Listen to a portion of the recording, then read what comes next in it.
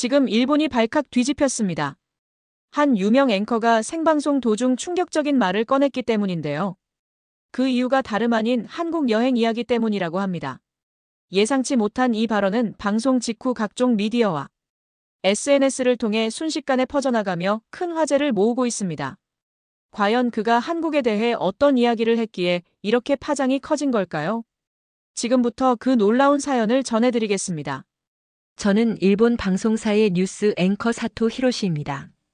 15년 동안 뉴스 앵커로 일하면서 많은 이야기를 전달했죠. 최근 들어 한국에 대한 이야기가 일본 내에서 자주 회자되고 있습니다. 특히 온라인 공간, 그 중에서도 SNS를 중심으로 한국과 관련된 다양한 정보와 의견이 빠르게 확산되고 있는데요. 그 중에서도 특히 눈에 띄는 것은 한국은 일본인을 싫어한다는 내용입니다. 히로시 씨, 요즘 뉴스 봤어? 한국에서 일본인 관광객을 거부한 식당이 또 있대. 타나카가 사무실로 들어오며 말했습니다. 타나카는 제 후배 기자로 다큐멘터리 제작을 맡고 있는데 열정적이지만 가끔은 인터넷 여론에 너무 쉽게 영향을 받기도 합니다. 그런 뉴스는 항상 있어 하지만 진실은 어떨까? 직접 가봐야 알 수 있지 않을까? 무심코 던진 제 말에 타나카의 눈이 커졌습니다. 혹시 한국에 가보자는 말씀이신가요? 사실 몇 주 전부터 저는 계속해서 한국에 대한 생각을 하고 있었어요. 뉴스를 진행하면서도 한국 관련 뉴스가 나올 때마다 과연 실제로는 어떨지 궁금했습니다. 우리가 보도하는 내용과 인터넷에서 퍼지는 소문이 현실과 얼마나 일치하는지 확인하고 싶었죠. 그래, 우리 휴가 냈잖아. 2주 동안 어디로 갈지 못 정했는데 한국은 어때? 서울에 가보자고. 타나카의 얼굴에 걱정이 스쳐 지나갔습니다. 명백히 불편해하는 표정이었어요. 한국이요? 지금 분위기가 좋지 않은데요. 패키지 여행으로 가는 것 아니고 우리끼리 자유여행으로 간다면 위험하지 않을까요? 저는 컴퓨터를 켜고 서울의 사진들을 보여주었습니다. 깔끔한 거리, 현대적인 건물들, 활기찬 시장의 모습들이었습니다. 진실은 항상 자신의 눈으로 확인해야 한다고 생각하지 않아? 우리가 매일 뉴스에서 말하는 것처럼 말이야. 하지만 히로시 선배, 한국에서 일본인들을 좋아하지 않는다는 건 다 아는 사실이잖아요. 나카무라 씨가 서울 여행 갔다가 식당에서 쫓겨났다는 이야기도 들었고요. 저는 깊은 한숨을 내쉬었습니다. 모든 한국인이 일본인을 싫어한다고 생각하는 건 편견 아닐까? 그건 마치 모든 일본인이 같다고 말하는 것과 다를 바 없어. 타나카는 잠시 생각에 잠기더니 마지못해 고개를 끄덕였습니다. 그래도 걱정되네요. 선배가 가자면 따라가긴 하겠지만요. 그날 저녁 저는 한국 여행에 관한 정보를 찾아보았습니다. 인천공항에서 서울로 가는 방법, 서울의 숙소, 방문할 만한 곳들까지 모든 정보를 꼼꼼히 정리하며 여행 계획을 세웠습니다. 하지만 마음 한구석에는 타나카의 걱정이 계속 맴돌았어요. 정말 한국에서 일본인을 싫어할까? 불편한 상황을 마주하게 될까? 아니야, 우리는 기자야 진실을 직접 확인해야 해. 스스로에게 다짐하며 여권을 꺼내 확인했습니다. 2주 후면 한국 땅을 밟게 될 텐데 그곳에서 우리를 기다리는 건 어떤 경험일까요? 설렘 반 걱정 반으로 한국행 비행기표를 예매했습니다. 이것이 제 인생을 바꾸는 여행이 될 줄은 그때는 몰랐죠. 와, 생각보다 깨끗하네요. 인천공항에 발을 내딛는 순간 타나카의 입에서 탄성이 흘러나왔습니다. 저 역시 마찬가지였죠. 넓은 공항 로비는 햇빛이 유리창을 통해 쏟아져 들어와 반짝반짝 빛났고 천장은 높아 개방감이 느껴졌어요. 역시 세계적으로 유명한 공항이라 그런지 시설이 정말 좋네. 저는 공항 안내 표지판을 확인하며 말했습니다.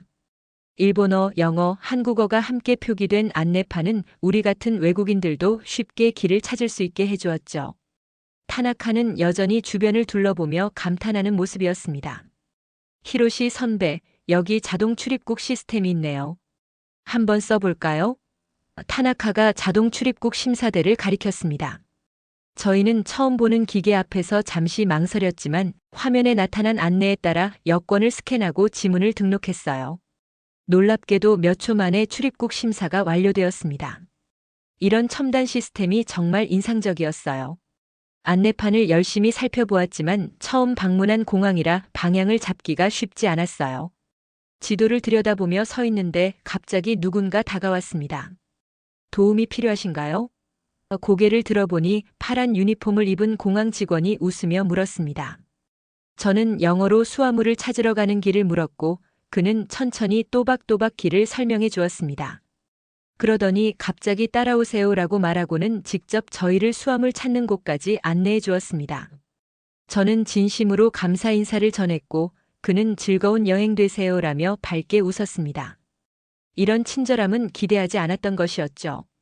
선배, 공항이니까 그렇겠죠. 외국인들이 많이 오는 곳이라 특별히 친절할 수밖에 없잖아요.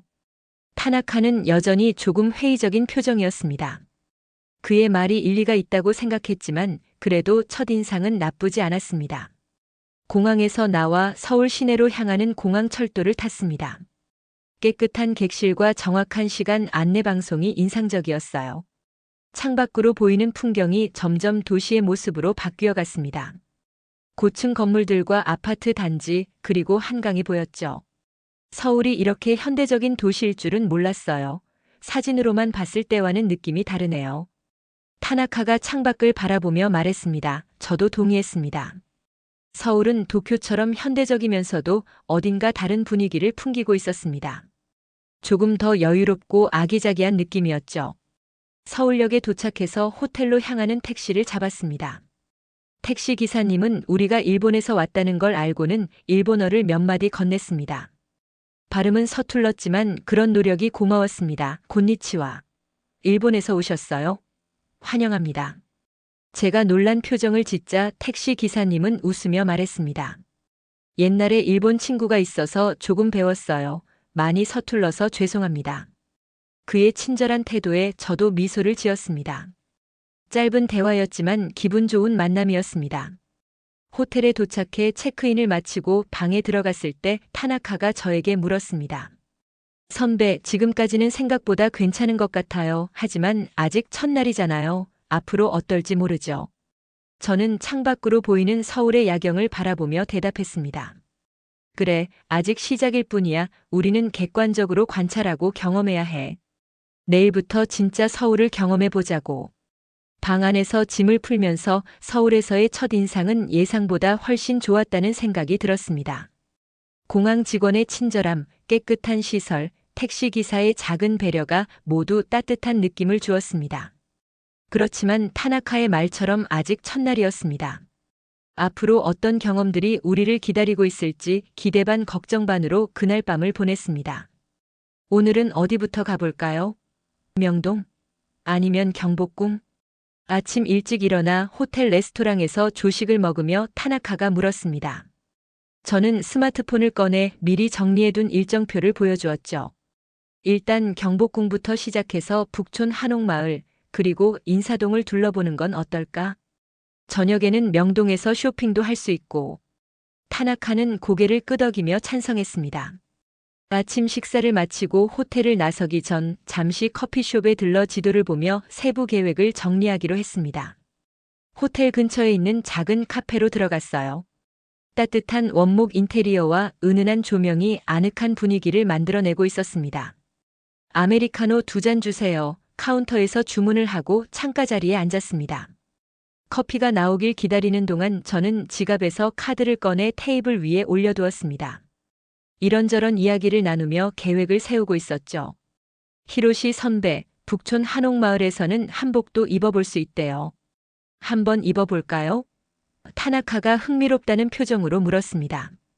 저는 웃으며 고개를 저었습니다. 난 좀 쑥스러울 것 같은데 내가 입고 싶다면 한번 입어봐. 직원이 커피를 가져다 주었고 우리는 약 30분 동안 앉아서 서울 여행 계획을 짜며 커피를 마시며 지도를 보고 궁금한 점은 인터넷으로 검색하기도 했죠. 모든 계획이 끝나고 카페를 나왔습니다. 경복궁으로 향하는 지하철을 타기 위해 역으로 걸어가던 중 문득 불안한 느낌이 들었습니다. 무언가 빠뜨린 것 같은 기분이었죠. 주머니를 뒤적거려 보니 핸드폰은 있었지만 지갑이 보이지 않았습니다. 아, 이런. 지갑이 없어. 갑자기 걸음을 멈추고 가방을 뒤져보았지만 지갑은 없었습니다.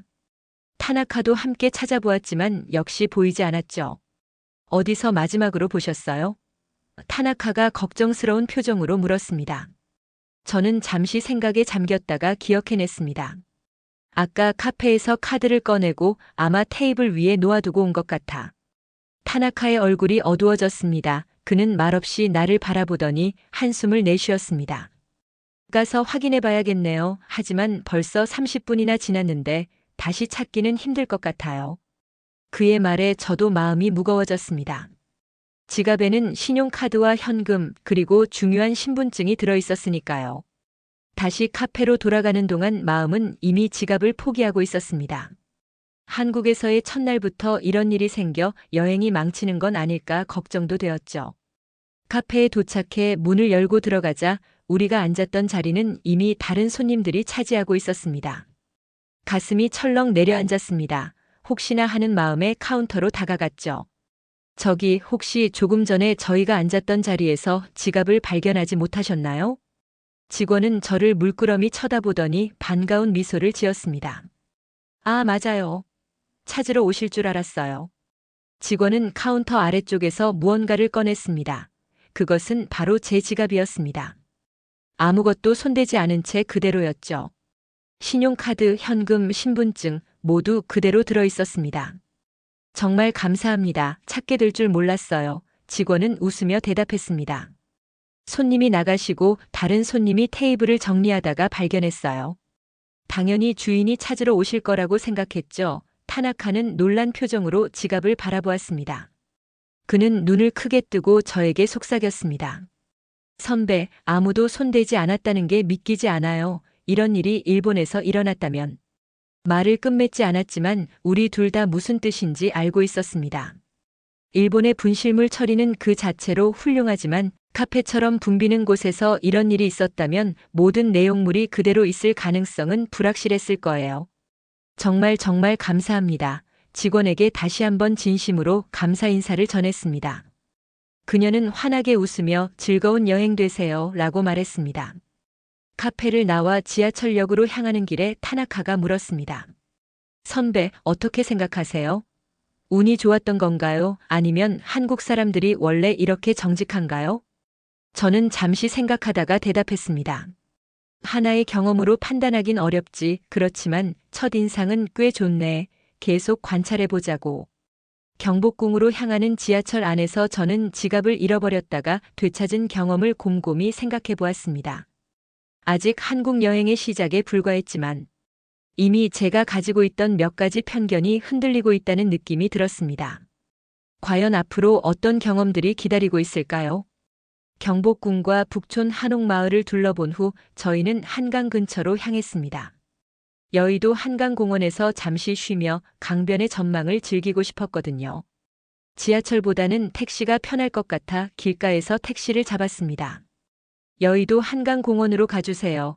택시 기사님은 고개를 끄덕이며 미터기를 켰습니다. 차창 밖으로 서울의 풍경이 지나가는 동안 저는 핸드폰으로 지금까지 찍은 사진들을 타나카에게 보여주고 있었죠. 이 사진 괜찮네요. 북촌 한옥마을의 분위기가 정말 잘 담겼어요. 타나카가 제 핸드폰 화면을 가리키며 말했습니다. 저희는 사진을 보며 이야기를 나누다가 어느새 목적지에 도착했다는 기사님의 말씀에 서둘러 내렸습니다. 택시 요금을 지불하고 한강공원으로 들어갔습니다. 강변을 따라 산책로가 잘 정비되어 있었고 많은 사람들이 자전거를 타거나 조깅을 하고 있었어요. 한강의 넓은 물줄기와 그 위로 지나가는 다리들의 모습이 인상적이었습니다. 와, 정말 아름답네요. 도쿄의 강과는 다른 느낌이에요. 타나카가 감탄했습니다. 저희는 벤치에 앉아 잠시 휴식을 취하기로 했습니다. 그때 문득 핸드폰이 생각났습니다. 아, 내 핸드폰 어디 있지? 주머니를 뒤지고 가방 안을 살펴봤지만 핸드폰은 보이지 않았습니다. 순간 등에서 식은땀이 흘렀어요. 타나카, 내 핸드폰 본 적 있어? 타나카는 자신의 가방을 뒤적거리며 저를 도와 찾았지만 핸드폰은 어디에도 없었습니다. 아, 택시에서 사진 보여주시다가 두고 내리신 것 같아요. 타나카의 표정이 급격히 어두워졌습니다. 그는 한숨을 내쉬며 말했습니다. 오전에는 지갑이었는데 오후에는 핸드폰이라니. 저도 마음이 무거워졌습니다. 핸드폰에는 중요한 연락처들과 모든 사진들이 있었으니까요. 더군다나 일본으로 돌아가기 전에 필요한 정보들도 모두 그 안에 저장되어 있었습니다. 무슨 방법이 있을까? 택시 번호라도 기억했으면 좋았을 텐데 타나카가 중얼거렸습니다. 저는 잠시 고민하다가 결심했습니다. 경찰서에 가봐야겠어. 혹시 도움을 받을 수 있을지도 모르잖아. 타나카는 의아한 표정을 지었지만 제 의견에 따르기로 했습니다. 스마트폰으로 검색해보니 가까운 경찰서가 있었고 저희는 그곳으로 향했습니다. 경찰서에 들어서자 깔끔한 내부와 정돈된 분위기가 눈에 들어왔습니다. 안내 데스크에서 저희를 맞이한 경찰관은 친절한 미소로 무엇을 도와드릴까요? 라고 물었습니다. 저희가 택시에서 핸드폰을 두고 내렸는데요. 어떻게 해야 할지 모르겠습니다. 영어로 상황을 설명하자 경찰관은 영어로 천천히 대답해 주었습니다. 언제, 어디서 택시를 타셨나요? 목적지는 어디였나요? 저희가 상세한 정보를 제공하자 경찰관은 컴퓨터에 기록을 남기고 택시 회사에 연락을 취해주겠다고 했습니다. 그는 기다리는 동안 앉아있으라며 의자를 가리켰고 차까지 내어주었습니다. 정말 감사합니다. 20분 정도가 지났을까요? 경찰관이 전화를 받고 미소를 지으며 다가왔습니다.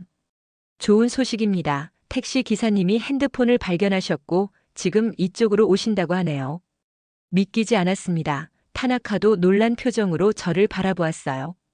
정말인가요? 기사님이 직접 가져다 주신다고요? 경찰관은 고개를 끄덕였습니다. 네, 한국에서는 분실물을 찾아주는 일이 자주 있습니다. 특히 택시 기사님들은 책임감이 강하셔서 경찰서로 가져다 주시거나 직접 찾아주시곤 합니다. 약속한 시간이 지나자 정말로 택시 기사님이 경찰서로 들어오셨습니다. 손에는 제 핸드폰이 들려 있었죠. 그는 저를 알아보고 바로 다가와 핸드폰을 건네주었습니다. 다른 손님이 뒷좌석에서 발견했습니다. 다행히 경찰서에서 연락이 와서 찾아드릴 수 있네요. 감격스러운 마음에 연신 감사 인사를 전했습니다. 기사님은 웃으며 손사래를 쳤죠. 당연한 일입니다. 한국에서는 이런 일이 종종 있어요. 그 말에 저는 놀라움을 감출 수 없었습니다. 기사님이 떠나고 경찰서를 나오는 길에 타나카가 물었습니다. 정말 신기하네요. 2번이나 귀중품을 잃어버렸는데 2번 다 고스란히 돌려봤다니 선배 어떻게 생각하세요? 저는 잠시 생각에 잠겼다가 대답했습니다. 솔직히 놀랍다. 일본에서도 분실물 처리가 잘 되지만 이렇게 개인적으로 찾아주는 경우는 드물잖아. 하지만 여기서는 사람들이 당연하게 여기는 것 같아. 경찰서를 나와 다시 한강으로 향하는 길에 저는 이 경험이 제게 어떤 의미가 있는지 곰곰이 생각해 보았습니다. 인터넷에서 한국에 대한 부정적인 이야기들이 하나씩 깨져가고 있었습니다. 정말 사람들의 인식과 현실 사이에는 큰 간극이 있는 걸까요? 해가 저물기 시작하자 우리는 서울의 맛집을 경험해 보기로 했습니다. 인터넷 검색으로 찾은 유명 고깃집으로 향했죠. 핸드폰을 되찾은 후 기분이 한결 나아진 상태였습니다. 오늘 하루가 정말 롤러코스터 같았네요. 아침에는 지갑을 잃었다가 되찾고 오후에는 핸드폰을 잃었다가 되찾고 타나카가 웃으며 말했습니다. 저도 그의 말에 동의했습니다. 그러게 이런 경험은 처음이야. 귀중품을 2번이나 잃어버렸는데 모두 고스란히 돌려봤다니. 고깃집에 도착하자 활기찬 분위기가 우리를 맞이했습니다. 맛있는 고기 굽는 냄새와 사람들의 웃음소리가 가득했죠. 입구에서 직원이 우리를 반갑게 맞이했습니다. 어서 오세요. 몇 분이세요? 직원의 영어 실력은 완벽하지 않았지만 충분히 의사소통이 가능했습니다. 직원이 가져다 준 메뉴판은 다행히 영어와 일본어 번역이 함께 되어 있었습니다. 우리는 메뉴를 살펴보며 어떤 고기를 주문할지 고민했죠. 삼겹살과 갈비를 시켜볼까요? 한국 소고기가 유명하다고 들었어요. 타나카의 제안에 저는 고개를 끄덕였습니다. 메뉴를 고르고 주문하는 과정에서 직원은 무척 친절했습니다. 우리가 한국 음식에 익숙하지 않다는 것을 눈치챘는지 추천 메뉴와 먹는 방법까지 상세히 설명해 주었죠. 고기는 구워 드릴까요? 아니면 직접 구워 드실 건가요? 직원이 물었습니다. 저는 한국식 바비큐 경험을 제대로 해보고 싶었습니다. 저희가 직접 구워 볼게요. 잠시 후 테이블 중앙의 숯불 그릴에 불이 피워졌고 주문한 고기와 각종 반찬이 테이블에 차려졌습니다. 한국의 다양한 반찬 문화는 정말 인상적이었어요. 작은 그릇에 담긴 여러 가지 반찬들은 보기에도 먹음직스러웠습니다. 우와, 이렇게 많은 반찬이 모두 기본으로 나오는 건가요? 타나카가 놀란 표정으로 물었고 직원은 미소를 지으며 고개를 끄덕였습니다. 네, 모두 서비스입니다. 더 필요하시면 말씀해 주세요. 고기가 테이블에 놓이자 우리는 열심히 고기를 구우려 했습니다. 하지만 익숙하지 않은 방식이라 고기를 어떻게 굽는 것이 좋을지 망설여졌습니다. 저는 긴 집게로 고기를 집어 그릴 위에 올려놓았습니다. 이렇게 하면 될까? 그런데 고기를 올려놓고 몇 분 지나자 연기가 나기 시작했습니다. 타나카와 저는 당황해서 어떻게 해야 할지 몰랐죠. 그때 우리 테이블을 지나가던 종업원이 상황을 발견하고 빠르게 다가왔습니다. 아, 고기는 자주 뒤집어야 맛있어요. 이렇게요. 종업원은 친절하게 집게를 들어 고기를 뒤집어 주었습니다. 그리고 고기가 어느 정도 익었을 때 가위로 작게 잘라주었죠. 이제 이렇게 상추에 싸서 드세요. 여기 쌈장을 조금 바르고 마늘도 넣으면 더 맛있어요. 그는 직접 시범을 보여주며 상추에 고기를 싸는 방법을 알려주었습니다. 우리는 그의 지시대로 따라했고 입에 넣자마자 풍부한 맛이 입안에 퍼졌습니다. 와, 정말 맛있네요. 타나카가 감탄했습니다. 우리가 음식을 즐기는 동안에도 종업원은 몇 번씩 와서 고기가 타지 않게 도와주었습니다. 그의 세심한 케어에 저는 감동했습니다. 우리 테이블만 이렇게 신경 써주는 건가요? 타나카가 의아한 표정으로 물었습니다. 둘러보니 다른 테이블에도 종업원들이 같은 방식으로 손님들을 도와주고 있었습니다. 이것이 한국 고깃집의 일반적인 서비스였던 거죠. 이렇게 세심하게 신경 써줄 줄은 몰랐어. 일본 식당에서는 보통 자신의 음식은 손님이 알아서 챙기잖아. 제가 말했습니다. 타나카는 고개를 끄덕이며 동의했습니다. 식사를 계속하는 동안 우리는 다양한 한국식 먹는 방법을 시도해 보았습니다. 종업원은 우리가 새로운 방식을 시도할 때마다 친절하게 조언해 주었고 추가 반찬도 몇 번이나 더 가져다 주었습니다. 선배, 처음에는 사람들이 일본인을 싫어한다고 생각했는데 지금까지 경험해 본 바로는 전혀 그렇지 않은 것 같아요. 타나카가 조용히 말했습니다. 그의 목소리에서 미안함과 놀라움이 동시에 느껴졌습니다. 맞아, 우리가 들었던 이야기와는 다르네. 물론 모든 사람이 다 그렇다고 일반화할 수는 없겠지만 지금까지 만난 한국 사람들은 모두 친절했어. 식사를 마친 후 계산서를 내밀자 직원은 웃으며 카드를 받아들었습니다. 일본에서 오셨군요. 저희 어머니가 일본 드라마를 좋아하세요. 즐거운 여행 되세요. 식당을 나오며 타나카가 말했습니다. 오늘 하루 동안 경험한 것들이 정말 많네요. 한국 사람들의 친절함이 생각보다 훨씬 더 깊은 인상을 남겼어요. 저는 고개를 끄덕이며 대답했습니다. 그래, 아직 여행의 시작이지만 이미 많은 것을 배우고 있는 것 같아. 내일은 또 어떤 경험이 우리를 기다리고 있을까? 호텔로 돌아가는 길에 오늘 하루 동안의 경험들이 머릿속을 맴돌았습니다. 지갑을 잃었다가 찾은 일, 핸드폰을 택시에 두고 내렸다가 돌려받은 일, 그리고 고깃집에서 경험한 따뜻한 서비스까지. 모든 것이 제가 일본에서 들었던 이야기와는 너무나 달랐습니다. 그날 밤 호텔 침대에 누워 생각했습니다. 우리는 얼마나 쉽게 다른 나라와 문화에 대한 편견을 가지게 되는지, 그리고 직접 경험해 보는 것이 얼마나 중요한지를 실감했습니다. 내일은 또 어떤 발견들이 우리를 기다리고 있을까요? 기대감을 안고 잠이 들었습니다. 다음 날 아침 우리는 서울의 주요 방송사 중 하나를 방문하기로 했습니다. 출발 전 저는 미리 연락을 취해둔 한국 방송사 PD 김민준 씨와의 약속을 확인했습니다. 김민준 씨는 한일 관계 다큐멘터리를 제작한 경험이 있는 베테랑 PD로 제 오랜 지인의 소개로 만나게 되었죠. 오늘 인터뷰가 정말 기대되네요. 실제 한국 방송인의 시각을 들을 수 있는 좋은 기회인 것 같아요.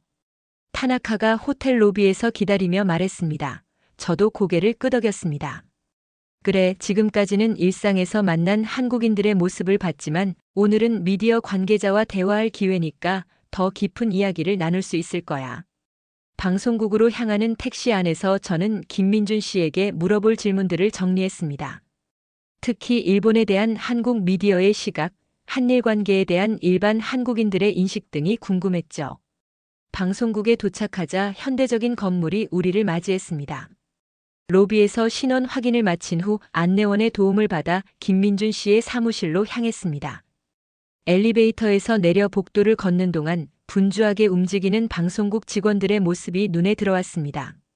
히로시 씨, 반갑습니다. 직접 만나게 되어 기쁩니다. 김민준 씨는 사무실 앞에서 우리를 기다리고 있었습니다.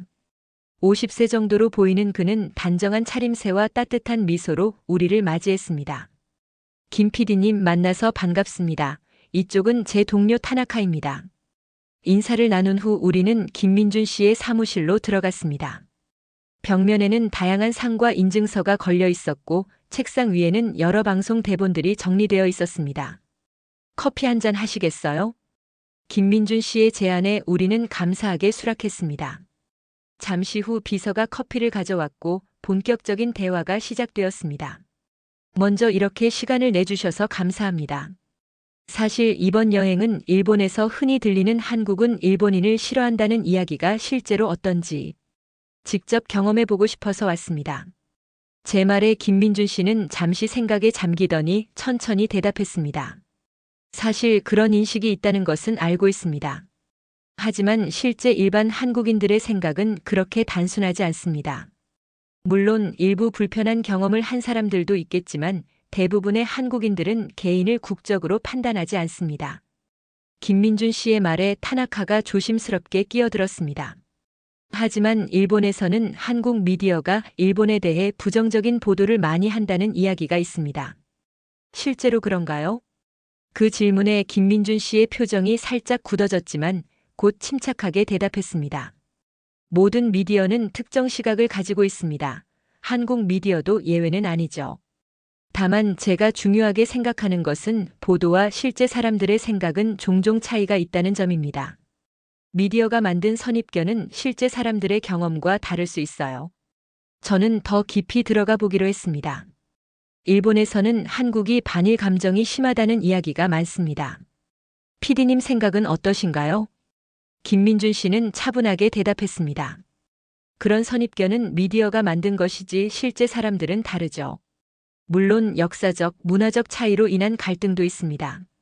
하지만 대부분의 한국인들은 일본인 개인에 대해 적대감을 갖고 있지 않아요.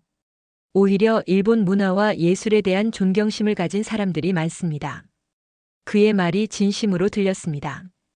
대화가 진행되는 동안 김민준 씨는 한일 관계의 복잡한 측면들에 대해 균형 잡힌 시각을 보여주었습니다.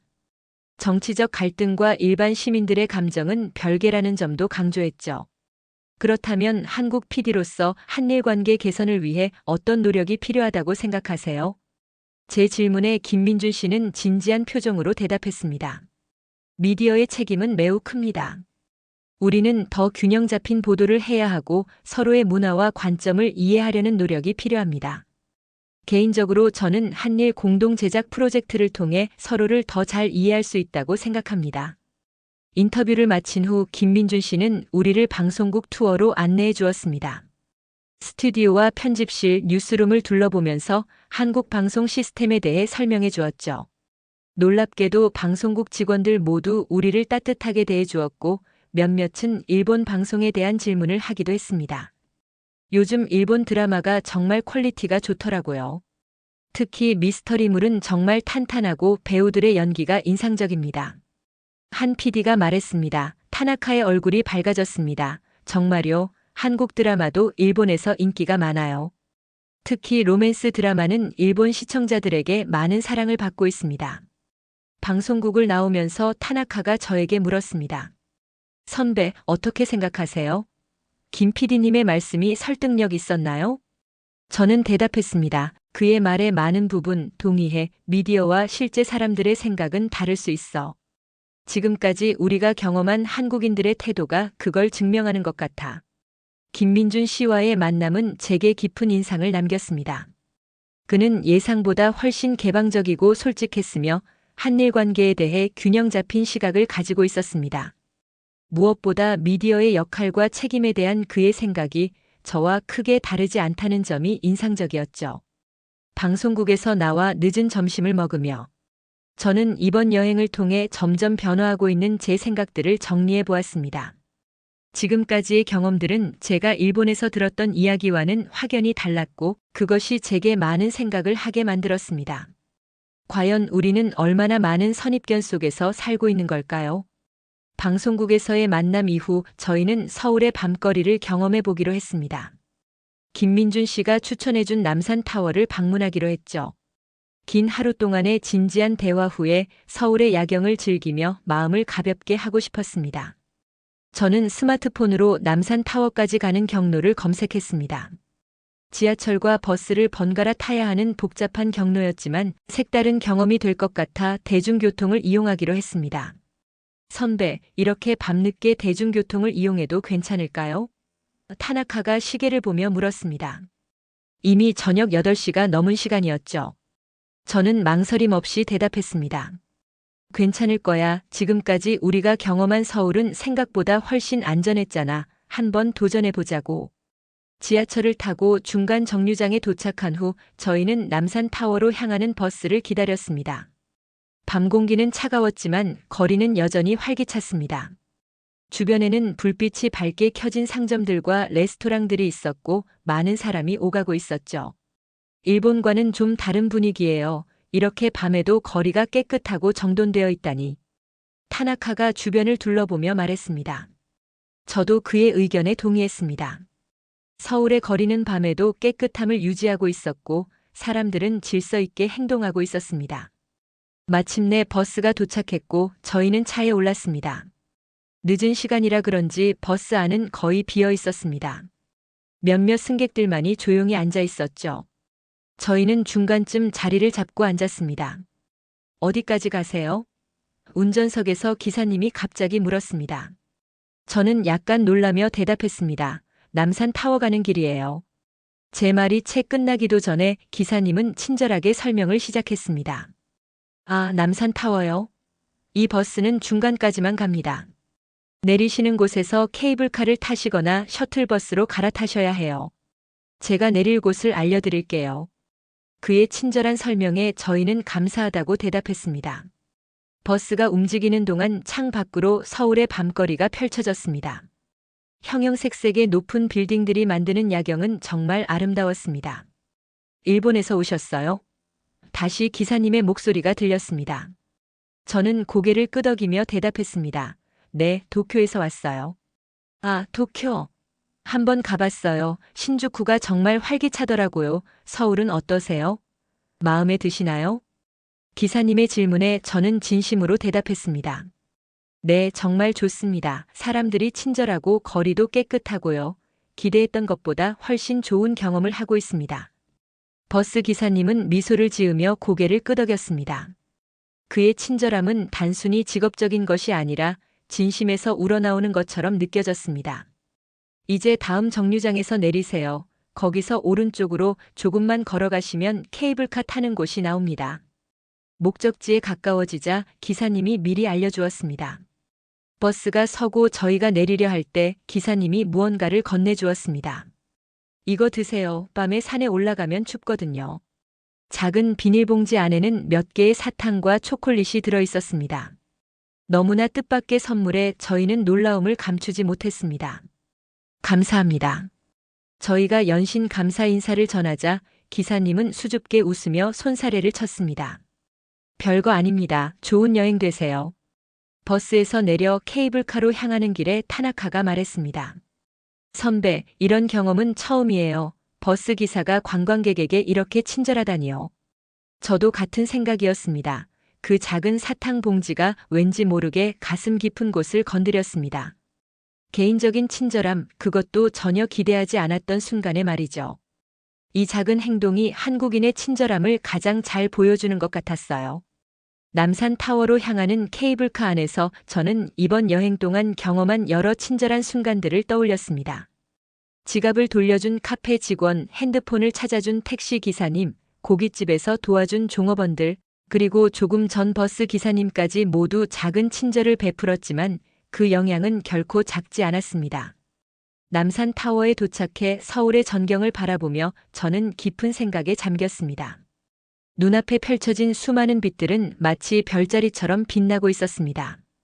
그 빛들 아래에서 살아가는 수많은 사람들, 그들의 일상적인 친절함이 모여 이런 도시를 만들어낸다는 생각이 들었습니다. 선배, 솔직히 말하면 처음에는 제가 잘못 생각했던 것 같아요. 한국은 일본인을 싫어한다는 말을 너무 쉽게 믿었던 거죠. 타나카의 고백에 저는 고개를 끄덕였습니다. 나도 마찬가지야. 우리가 얼마나 쉽게 선입견에 사로잡히는지 이번 여행을 통해 깨닫게 됐어. 서울의 야경을 배경으로 저희는 오랫동안 이야기를 나누었습니다. 선입견과 실제 경험의 차이, 미디어의 책임, 그리고 사람과 사람 사이의 진정한 소통에 대해서요. 그날 밤 저는 작은 사탕 봉지를 주머니에 넣은 채 호텔로 돌아왔습니다. 그것은 단순한 사탕이 아니라 낯선 이에게 베푸는 따뜻한 마음의 상징이었습니다. 히로시 앵커님, 한국 여행은 어떠셨나요? 시청자들이 많이 궁금해하고 있습니다. 일본으로 돌아온 지 일주일 후 생방송 뉴스 프로그램의 마지막 순서로 저에 대한 짧은 인터뷰가 있었습니다. 동료 앵커가 제게 한국 여행에 관해 물었고 카메라가 저를 향했습니다. 순간 제 머릿속에는 서울에서의 모든 기억이 주마등처럼 스쳐 지나갔습니다. 네, 정말 좋은 여행이었습니다. 사실 출발 전에는 여러 걱정이 있었지만 실제 경험은 상당히 달랐습니다. 저는 진지한 표정으로 답했습니다. 방송사 스튜디오의 밝은 조명 아래 저는 제 경험을 솔직하게 전달하고 싶었습니다. 소문과 달랐던 점이 있다면 무엇인가요? 동료 앵커의 질문에 저는 잠시 생각하다가 대답했습니다. 직접 경험해보지 않으면 진실은 알 수 없습니다. 우리가 흔히 듣는 한국은 일본인을 싫어한다는 말은 적어도 제 경험으로는 사실이 아니었습니다. 오히려 많은 친절함을 경험했죠. 스튜디오가 잠시 조용해졌습니다. 이런 솔직한 답변은 아마도 예상하지 못했을 겁니다. 하지만 저는 계속해서 말을 이어갔습니다. 물론 모든 한국인이 다 같지는 않겠지만 제가 만난 사람들은 모두 정직하고 친절했습니다. 카페에서 지갑을 두고 온 적이 있는데 그대로 돌려받았고 택시에서 핸드폰을 잃어버렸을 때도 기사님이 직접 경찰서로 가져다 주셨습니다. 동료 앵커가 놀란 표정으로 물었습니다. 그런 일들이 있었군요. 이런 경험들이 히로시 앵커님의 한국에 대한 인식을 바꾸나요? 저는 고개를 끄덕였습니다. 네, 분명히 그렇습니다. 우리 모두 때로는 들은 이야기나 뉴스 보도만으로 다른 국가나 문화에 대한 인식을 형성하곤 하는데 실제로 경험해보면 그 차이를 느낄 수 있습니다. 저는 이번 여행을 통해 더 열린 시각을 갖게 되었습니다. 인터뷰는 그렇게 마무리되었지만 방송이 끝난 후 여러 동료들이 저에게 다가와 더 많은 이야기를 듣고 싶어 했습니다. 제 솔직한 경험담은 많은 사람들의 관심을 끌었던 모양입니다. 사무실로 돌아와 짐을 정리하고 있는데 타나카가 들어왔습니다. 선배, 방송 봤어요. 정말 솔직하게 말씀하셨네요. 타나카의 표정에는 존경의 빛이 어려 있었습니다. 저는 미소를 지으며 대답했습니다. 진실을 말하는 것은 우리 기자의 의무니까. 그리고 너는 어때? 한국에 대한 생각이 바뀌었니? 타나카는 고개를 끄덕였습니다. 네, 많이 바뀌었어요. 사실 제 SNS에 한국에서 경험한 일이라는 제목으로 글을 올렸는데 반응이 뜨겁습니다. 많은 사람들이 저와 비슷한 긍정적인 경험을 했다고 이야기하더군요. 그 말을 듣고 저는 흥미를 느꼈습니다. 어쩌면 우리만 그런 생각을 하고 있던 것이 아닐지도 모릅니다. 많은 일본인들이 한국에서 좋은 경험을 했지만 그런 이야기들은 잘 알려지지 않았던 것일 수도 있습니다. 그래, 그럼 부정적인 인식이 왜 이렇게 강한 걸까? 타나카가 잠시 생각하더니 대답했습니다. 아마도 부정적인 경험이 더 큰 소리로 더 널리 퍼지기 때문 아닐까요? 긍정적인 경험은 당연하게 여겨지고 부정적인 경험만 이슈가 되는 거죠. 그의 말에 깊이 공감했습니다. 미디어 종사자로서 저희는 종종 더 자극적이고 논쟁적인 이야기에 집중하는 경향이 있었습니다. 그 과정에서 일상의 작은 친절함, 보통 사람들의 선의는 종종 간과되곤 했습니다. 타나카, 우리가 이번 여행에서 배운 것을 어떻게 활용하면 좋을까? 제 질문에 타나카는 밝은 표정으로 대답했습니다. 한일 관계에 대한 다큐멘터리를 만들면 어떨까요? 양국 시민들의 실제 경험을 중심으로 말이죠. 정치적인 이야기가 아니라 사람과 사람 사이의 이야기요. 그의 제안은 매력적이었습니다. 실제로 김민준 씨도 비슷한 이야기를 했었죠. 미디어의 책임감에 대해 그리고 서로를 더 잘 이해하기 위한 노력의 필요성에 대해서요. 좋은 생각이야 기획안을 만들어봐. 내가 도울게. 선입견은 생각보다 아주 쉽게 자리 잡습니다. 그리고 한번 생겨난 선입견은 견고한 벽처럼 사람과 사람 사이를 가로막곤 하죠. 그 벽을 허무는 방법은 의외로 단순했습니다. 직접 보고 직접 만나고 직접 이야기를 나누는 것. 저는 언론인으로서 그리고 여행자로서 그 사실을 더욱 깊이 체감했습니다. 한국을 여행하면서 저는 단순히 아름다운 풍경을 담는 데서 그치지 않았습니다. 사람 사이의 따뜻한 교감, 선입견을 넘어 마주한 진실, 그리고 예상치 못한 친절이 가져오는 큰 울림을 경험했죠. 그 모든 순간이 저에게 더 열린 마음으로 세상을 바라보는 법을 가르쳐 주었습니다. 직접 경험해보지 않으면 진실은 알 수 없습니다. 제가 방송에서 한 이 말을 여행을 마친 지금 다시금 곱씹게 됩니다. 이제 저는 앵커로서 그리고 한 사람으로서 더 많은 진실을 찾아 나서려 합니다. 그리고 그 여정에서 만난 작은 친절과 따뜻한 이야기들을 더 많이 전하고 싶습니다.